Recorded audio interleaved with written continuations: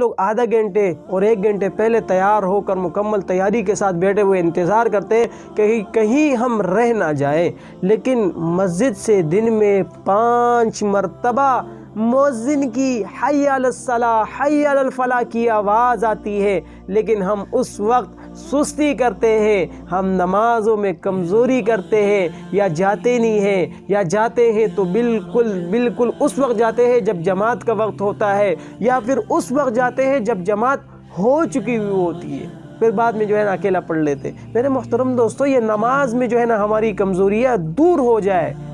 آج آپ کو عجیب بات بتا دوں، ہم لوگ فجر کی نماز میں آواز تو سن لیتے، لیکن مسجد میں اس وقت جاتے ہیں جب بالکل جماعت کا وقت ہوتا ہے، یا بعض اوقات چلے جاتے ہیں جماعت ہو چکی ہوتی ہے، پھر گھر میں پڑھ لیتے، پھر بہانہ کیا بناتے کہ بھائی نیند بڑی ظالم شے ہے۔ ارے اس میں نیند کا کیا قصور ہے؟ ہم لوگوں نے کون سی جو ہے نا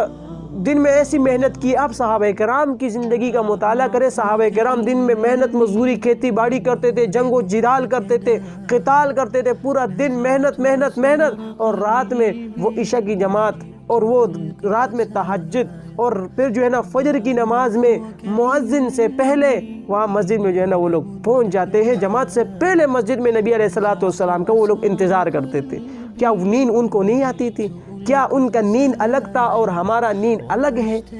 بات نیند کی نہیں ہے، بات ہے ایمان کی کمزوری کی، کہ ہمارا ایمان اس قدر کمزور ہو چکا ہے کہ ہم لوگ کہیں اور جاتے ہیں، کسی اور محفل میں جاتے ہیں، کسی پروگرام میں، کسی شادی میں، کسی غمی خوشی میں جانا ہوتا ہے تو ہم وہاں پہ وقت سے پہلے پہنچ جاتے، لیکن اللہ تبارک و تعالیٰ کی اذان،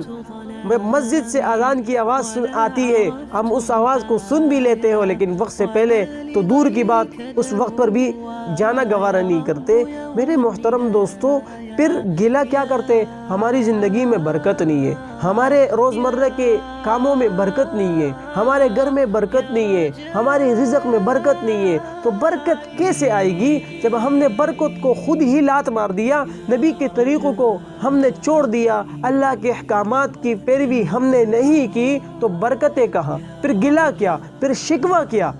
برکتیں تو نبی کے طریقوں میں ہے، اللہ کے احکامات میں ہے، کہ ہم اللہ تبارک و تعالیٰ کے احکامات کو